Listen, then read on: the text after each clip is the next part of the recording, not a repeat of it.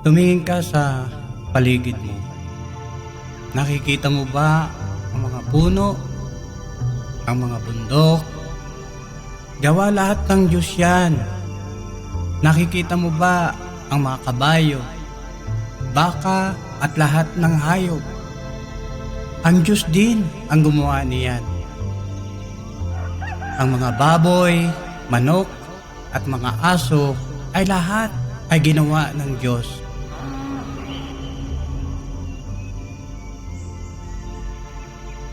Tingnan mo ang mga magagandang bulaklak at ang mga ibon na nag-aawitan.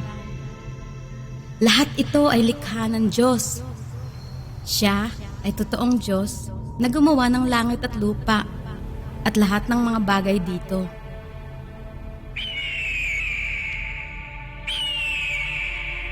Ang unang tao na nilikha ng Diyos ay sina Adan at Eva. Sila ay mabuti at magaganda. Mahal nila ang Diyos at sila ay mahal ng Diyos. Sila ay maligaya. Sabi ng Diyos sa kanila, Kapag kayo ay sumunod kay Satanas, kayo ay mamamatay. si Satanas ay pinuno ng mga masamang espiritu. Isang araw, si Satanas ay nagsinungaling kay Adan at Eva. Si Adan at Eva ay tumalikod sa Diyos at sumunod kay Satanas. Sinuway nila ang salita ng Diyos. Ang sakit at pagdurusa ay sumapit sa kanila.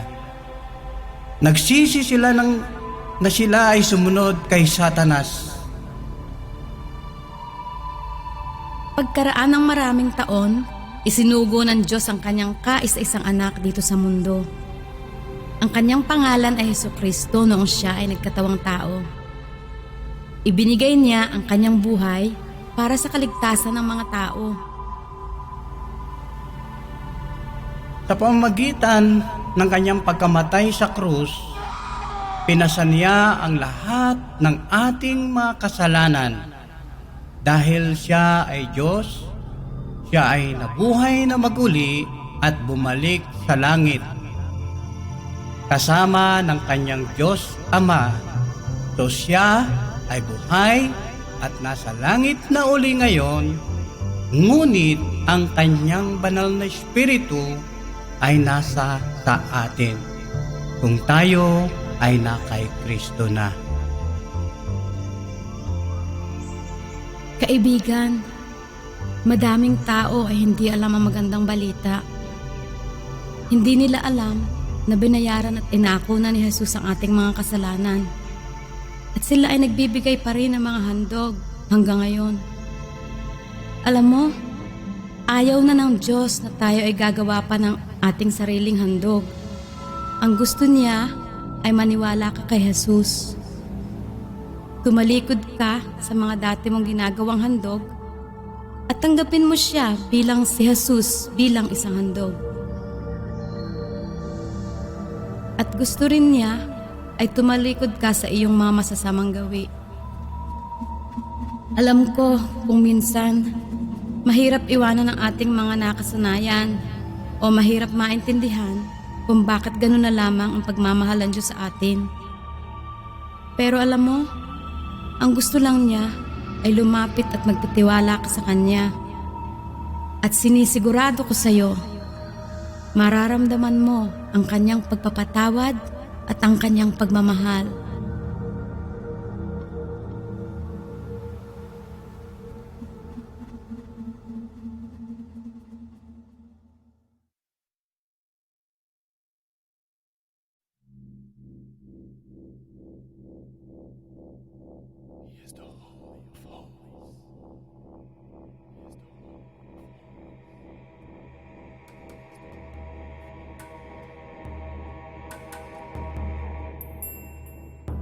Ikaw ba ay madaling matakot?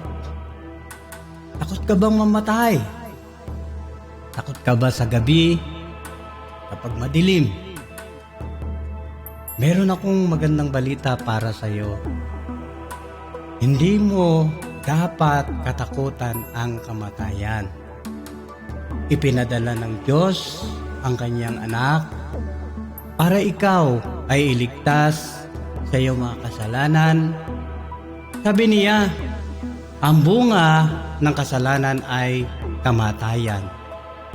Pero ang regalo ng Diyos ay buhay na walang hanggan sa pamagitan ni Jesus na ating Panginoon. Ganun na lamang ang pagmamahal ng Diyos sa sanlibutan na ibinigay niya ang kanyang bugtong na anak na kung sino man ang sa kanya ay sumampalataya ay maliligtas at magkakaroon ng buhay na walang hanggan. At hindi lang yan, kung ikaw ay lalapit sa Diyos, aalisin niya ang takot sa iyong puso. Pagkaraan ng maraming taon, noong ipinadala ng Diyos si Jesus dito sa lupa bilang isang sanggol, ipinadala niya ang kanyang mensahe sa tao sa buong mundo. At ang sabi niya, Huwag kang matakot dahil pinadalhan kita ng balita ng kagalakan. Para sa iyo ay ipinanganak ang manliligtas na si Jesucristo na ating Panginoon. pinadala niya si Jesus bilang ating tagapagligtas para tayo iligtas sa kamay ng kamatayan. At kapag tinanggap natin si Jesus, makapaglilingkod tayo sa Kanya ng walang takot. Hindi mo na kailangan matakot sa gabi o sa dilim. Hindi mo na kailangang matakot sa tao o sa anumang sitwasyon ng buhay. Ang sabi ng Diyos, hindi kita iiwanan o pababayaan. Kaya masasabi mo ng buong tapang, kung ang Diyos ay panig sa atin, sino pa ang makalalaban sa atin? Ako ay tinutulungan ng Panginoon at hindi na ako matatakot. Ano man ang maaaring gawin ng tao sa akin. Hindi mo kailangang matakot kung ano ang mangyayari bukas. Sabi ng Diyos, Lumapit ka sa akin at bibigyan kita ng kapahingahan. ibig sabihin niya, kapahingahan sa iyong kasalanan, kapahingahan sa iyong takot, kapahingahan sa iyong pagkabalisa, pag-aalala. Sabi niya, Huwag kang matakot. Huwag kang matakot. Huwag mong isipin ang bukas. Unahin mo munang hanapin ang kaharian ng Diyos at ang kanyang katuwiran at lahat ng mga bagay na ito ay ibibigay niya sa iyo. Kaibigan, hindi ko alam kung ano ang sitwasyon mo ngayon. Ikaw ba ay may problema? May sakit? O puno ng takot ang iyong puso?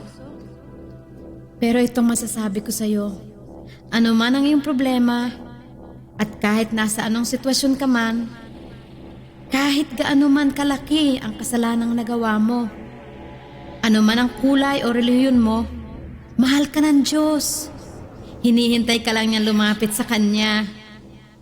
At alam mo, ang solusyon sa iyong problema ay hindi ang pagsuko o pag-iisip na wakasan ang iyong buhay. Lumapit ka lang kay Jesus at bibigyan Kanya ng lakas ng loob at tutulungan Kanya na hanapin ang solusyon sa iyong mga problema.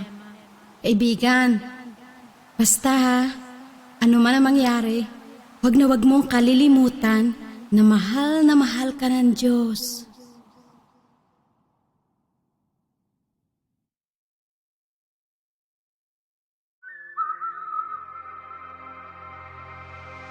noong si Jesus ay nandito pa sa lupa, naglalakad siya sa tabi ng dagat. Madaming tao ang gustong lumapit sa kanya dahil pinagagaling niya ang mga may sakit, mga lumpo at mga bulag. Kinakausap niya ang mga ito at tinuturuan sila tungkol sa maraming bagay at sa paghahari ng Diyos. Lagi niyang sinasabi na mahal sila ng Diyos. Minsan isang gabi, si Jesus at ang mga disipulo niya ay nagpunta sa kabila ng dagat sa pamamagitan ng maliit na bangka. Si Jesus ay napagod pagkatapos ng mahabang araw niyang pakikipag-usap sa maraming tao. Si Jesus ay nagpunta sa bandang likod ng bangka, nahiga at madaling nakatulog. Biglang ang ihip ng hangin ay lumakas.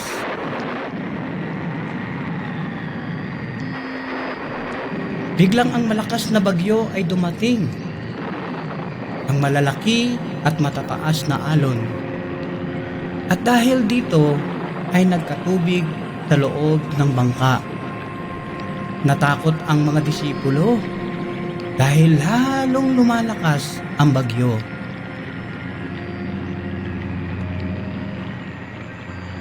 Pero si Jesus ay tulog pa rin. Pero ang mga disipulo ay hindi na mapakali. Ginising nila si Jesus. Sabi nila, Panginoon, lumulubog na tayo. Iligtas mo kami. Nakita ni Jesus ang malalaking alon, pero ang sabi niya sa kanila, Bakit kayo natatakot? at siya ay tumayo at sinabi niya sa mga alon at malakas na hangin. Pumayapa kayo. At agad, ang lahat ay biglang tumahimik. Walang alon, hangin at bagyo. Lahat ay tumahimik at lahat sila ay ligtas. At sinabi ni Jesus sa kanyang mga disipulo, Bakit kayo ay natatakot? Bakit kayo ay mga walang pananampalataya? at lahat sila ay namangha na kahit na ang dagat at ang hangin ay sumusunod sa utos ni Jesus. Tayo, bilang tao, ay maraming kasalanan at kasamaan sa ating puso. At kapag tayo ay may problema, madalas, tayo ay natatakot na para bang tayo nasa gitna ng isang malakas na bagyo. Ang sabi ng salita ng Diyos, maniwala ka kay Jesus at ikaw ay maliligtas at ikaw ay kanyang tutulungan. Si Jesus ay pumunta dito sa lupa upang tayo ay tulungan. Tayo ay ililigtas niya mula sa ating mga kasalanan sapagkat ang kabayaran ng kasalanan ay kamatayan.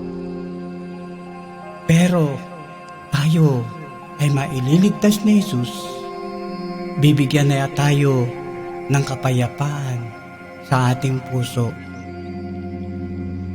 Gusto mo bang iligtas ka niya sa iyong mga kasalanan? Sabihin mo sa kanya, Panginoon, iligtas mo ako sa aking mga kasalanan at gawin mo akong iyong anak.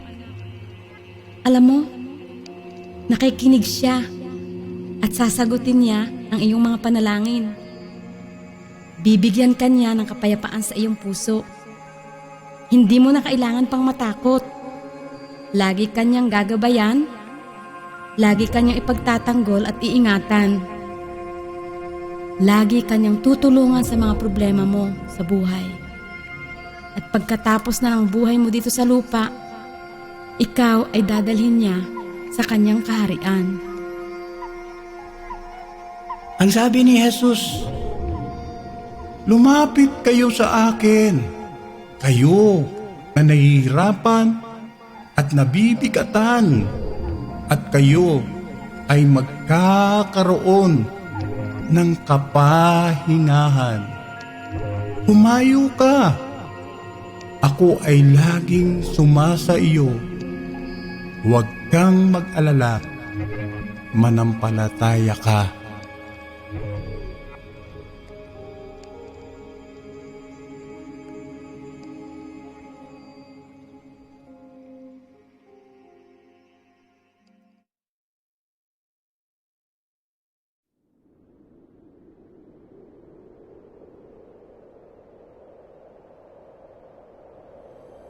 Bago pumunta si Jesus sa langit, sinabi niya sa kanyang mga disipulo, "Darating ang araw, ako ay muling magbabalik." Ito ang kanyang pangako. Darating ang araw, makikita siyang nasa mga alapaap. Sa pagtunog ng trumpeta, ang mga anghel sa langit ay sisigaw. Pagkatapos, si Jesus ay bababa mula sa langit at makikita siya ng lahat ng mga tao. Bakit si Jesus ay magbabalik? Ililigtas niya ang kanyang mga tagasunod at dadalhin niya sila sa kanyang kaharian. Ito ay ang mga tao na sumasampalataya sa kanya at nagsisi at tumalikod sa kanilang mga kasalanan at nagsisunod sa kanya. Sinabi niya sa kanyang pagbabalik na bubuhayin niya ang mga taong namatay na nananampalataya sa kanya. Bibigyan niya sila ng mga bagong kaanyuan. At sinabi niya rin sa Biblia na siya ay babalik, darating na may kasayahan at pagdiriwang sa kalangitan. Ang mga namatay na ay una niyang itataas at ang mga buhay pa ay isasama sa kanila. Lahat sila ay itataas na sama-sama upang tagpuin nila si Jesus sa kalangitan. Ito ay mangyayari sa isang iglap, sa isang kisap mata, at sa pagtunog ng trumpeta. Ano ang mangyayari sa mga tao na hindi nagsisunod kay Jesus? Parurusahan niya ang mga tao na hindi nagsisunod sa Kanya. Sila ay mapupunta sa impyerno kasama si Satanas at lahat ng kanyang mga alagad.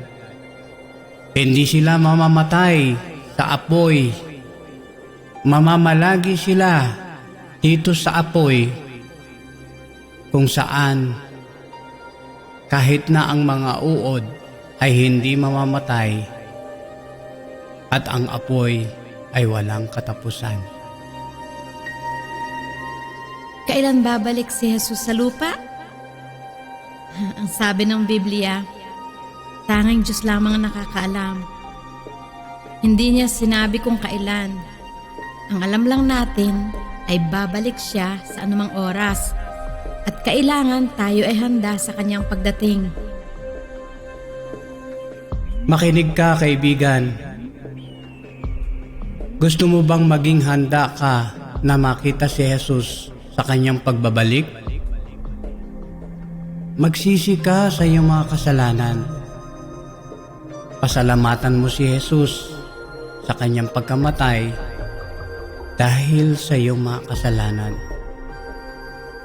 Tanggapin mo si Jesus sa iyong puso. Kapag natanggap mo na si Jesus, dapat ay mabuhay ka nang naayon sa ikagagalak niya. Sabihin mo sa ibang tao ang tungkol sa bagong buhay na ibinibigay ni Jesus sa mga taong sumasampalataya sa Kanya. Sa ganon, ay hindi ka mapapahiya kay Jesus kapag siya ay bumalik na. Makikita mo siya na may kagalakan at kasiyahan.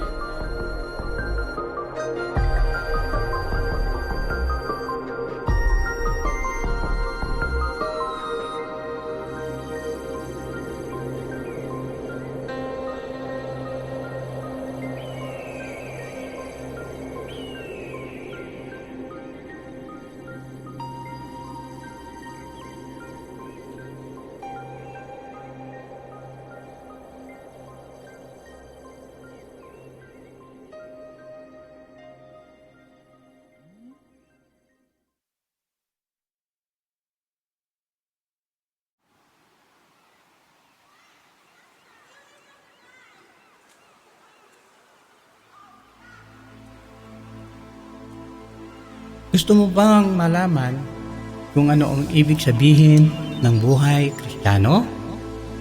Ang buhay ay para bang ikaw ay naglalakad sa isang malawak na daan at puno ng maraming tao.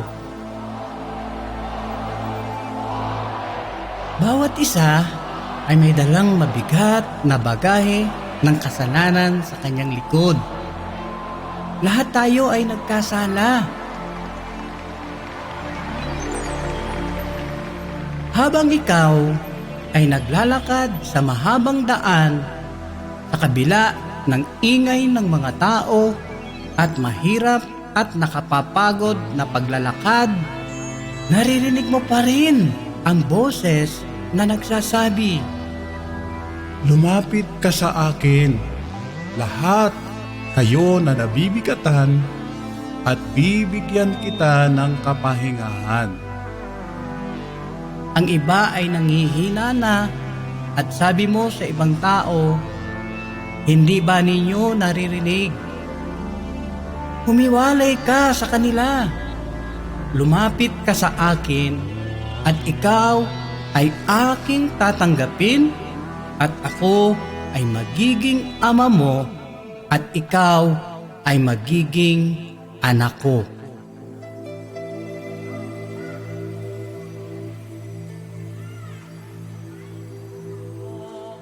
Noong marinig ko ang tawag ng Diyos, huminto ako sandali at nakinig.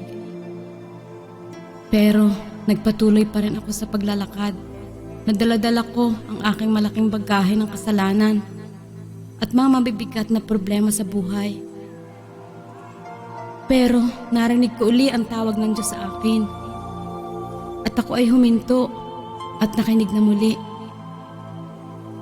Sa umpisa, ako ay nag-alinlangan. Hindi ko alam kung ano ang gagawin ko. Pero pagtatapos noon, ay nagpasya na rin akong iwanan ang malaking daan. At pumunta ako sa maliit na daan. At nag-umpisa akong lumakad sa lungat sa direksyon ng mga tao. Pinagtawanan nila ako. Nilibak, kinapuutan ng maraming tao sa malaking daan. Ang sabi nila, wala kang mararating sa mga ginawa mo. Pero ngumiti na lang ako. Binaliwala ko na lang ang mga sinasabi nila. Hindi nila alam yung mga kasalanan at mga mabibigat na problema na dati ay pasan-pasan ko ay wala na ngayon. Ang mga dati kong masasamang gawi ay natapos na. At ngayon ay damang-dama ko ang pagmamahal ng Diyos sa akin.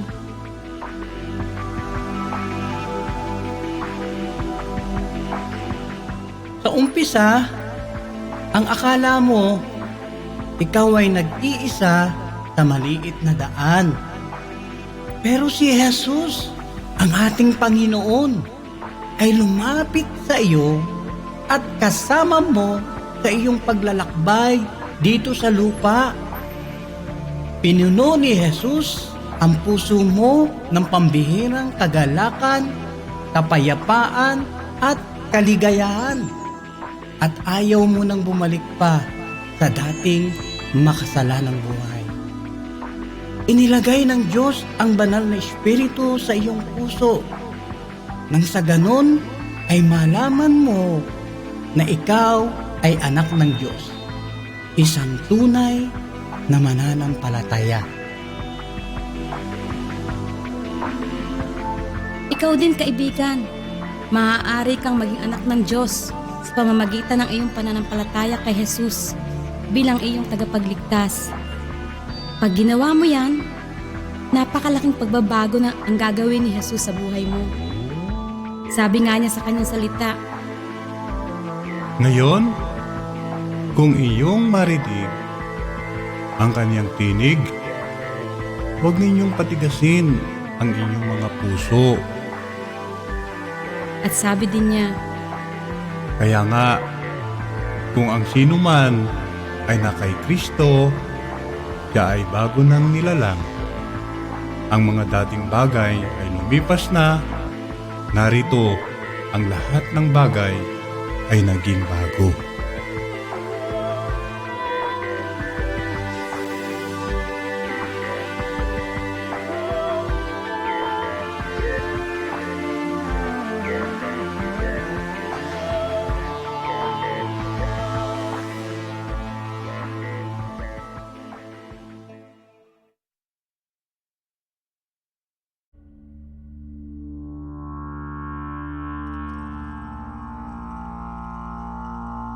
Si Maria ay patuloy ang panghihina. Matagal na siyang may sakit at ang kanyang ina ay laging nagbabantay sa tabi ng kanyang higaan na may takot, pero inaalagaan niya ang kanyang anak na si Maria para lang magtagal pa ang buhay niya. Tuwing umaga, itinatanong niya kay Maria, O anak ko, kumusta ka na? Mabuti na ba ang pakiramdam mo ngayon? Hindi, inay. Parang malapit na yata ang oras ko. Malapit na yata akong mamatay. Nako, anak, huwag ka nga magsalita ng ganyan. Tinatakot mo naman ako. Oo, nay. Sigurado ako. Natatakot nga ako eh. Parang ang dilim-dilim. Pero anak, di ba nangumpisal ka sa pari kagabi? At ikaw ay nabinyagan. At isa pa, mabuti kang bata. Lagi ka nag-a-attend ng miss at nagdadasal. Alam ko po yun, nay. Pero alam ko rin po na di pa ako handang mamatay. Pinag-usapan na namin ni Kuya ito noon. Hindi pa namin nararamdaman na talagang ang aming mga kasalanan ay napatawad na. Kahit pagkatapos ng mga misa at mga dasal namin. At kahit pa yung mga penitensyang ginawa namin.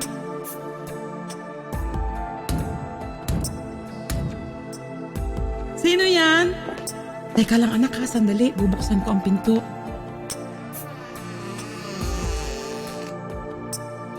Maria! Kamusta ka na? Hoy, Kuya! Naku, masayang-masaya ako dumating ka. Maria, mahal kong kapatid, mayroon akong magandang balita para sa'yo. Nakita ko ang aklat na ito, ang Biblia. Napakaraming mabuti, mga mabubuting salita na sagot sa ating mga tanong. Kung paano tayo magkakaroon ng kapayapaan sa ating puso at kung paano natin malalaman na tinanggap tayo ng Diyos at kung paano niya tayo patatawarin sa ating mga kasalanan. Ito ang salita mismo ni Jesus na ating Panginoon. Ang sabi niya, Sinisigurado ko sa iyo, ang sumasampalataya sa akin ay magkakaroon ng buhay na walang hanggan. Minamahal kita ng walang hanggang pagmamahal. At kung sino man ang lumapit sa akin ay hindi ko ikakaila. Oh, Kuya, salamat. Inalis mo talaga ang takot ko. Oo, Maria. Pag nanampalataya ka at nagtiwala ka kay Jesus, ikaw ay maliligtas. Iniligtas tayo ni Jesus mula sa sumpa ng kautusan. Dahil siya ay ginawang sumpa para sa atin. Siya at tanging siya lamang ang tangi nating tagapamagitan.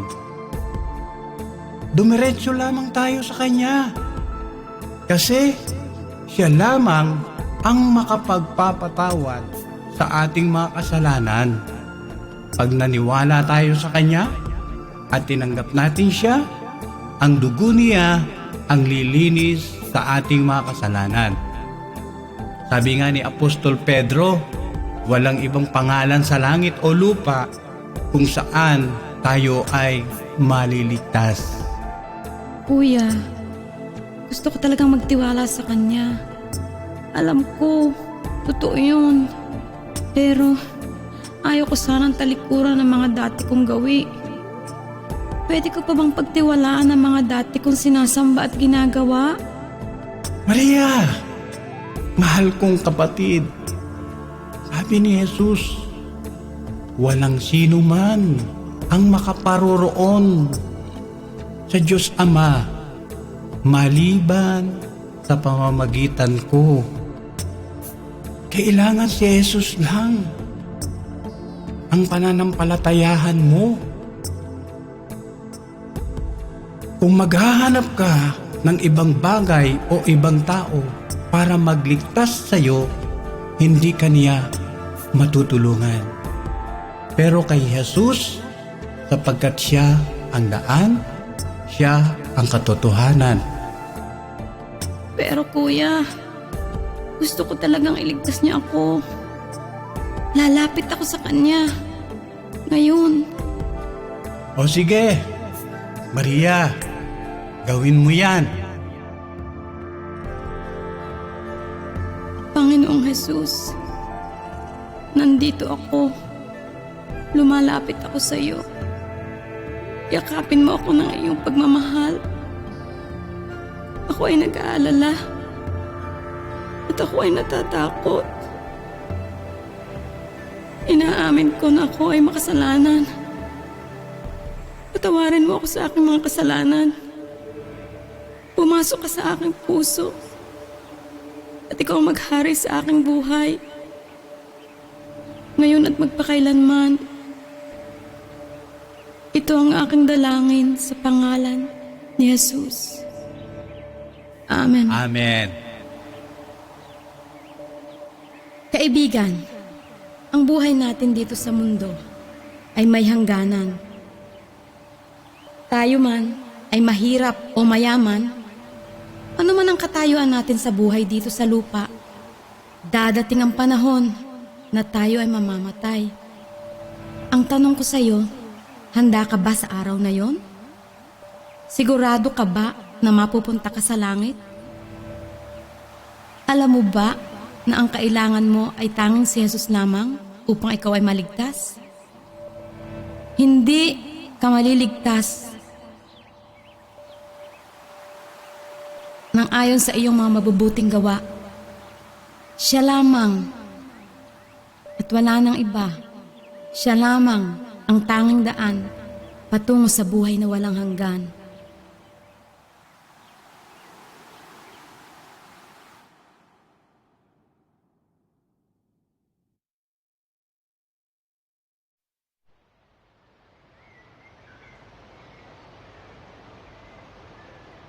Maraming tao dito sa mundo ay masyadong abala sa pag-iipon ng mga material na bagay na para bang ito na lamang ang tanging nakapagpapaligaya sa kanila. At para bang ito lamang ang dahilan bakit sila nabubuhay. Subalit mapapansin natin na kahit gaano pa karaming material na bagay ang naipon nila, meron pa rin kulang. Meron pa rin kalungkutan sa puso nila na hindi mapupunuan ng mga material na bagay. Ang atensyon nila ay nasa mga bagay na ito, na nakakalimutan nila na kapag ang buhay nila dito sa mundo ay tapos na, sila ay walang madadala sa hukay. Lahat ay kanilang iiwanan. At hindi natin maikakaila na pagdating ng araw na iyon, lahat tayo ay haharap sa hukuman ng Diyos. At pagharap natin sa Kanya, hindi na mahalaga kung ikaw ay mayaman o maraming diploma o sikat o anuman ang ginawa mo sa mundo. Ang mahalaga ngayon, kung si Jesus ba ay tinanggap mo bilang iyong Panginoon at sariling tagapagligtas nung ikaw ay nasa lupa pa. Hindi mali ang pagiging mayaman dito sa lupa. Ngunit ang pag-ibig sa material na bagay ay nagiging dahilan ng inggit at galit sa ating puso kapag nakikita natin na ang iba ay nakahihigit sa atin. At kahit pa tayo ay mayaman dito sa lupa, nakatira man tayo sa palasyo, sikat, mahirap pa rin tayo sa mata ng Diyos kung wala si Jesus sa ating buhay. Pero kahit na ikaw ay mahirap dito sa mundo, ngunit nasa puso mo at nasa buhay mo naman si Jesus bilang iyong Panginoon, ikaw ay mayaman. At ang yaman na ito ay hindi mananakaw ng kahit sino man. Kung masasabi mong si Jesus ay iyong tagapagligtas at sinusunod mo ang kanyang mga utos, tunay ngang ikaw ay mayaman. Ang yaman dito sa mundo ay pansamantala lamang, ngunit ang kayamanan sa langit ay magpakailanman.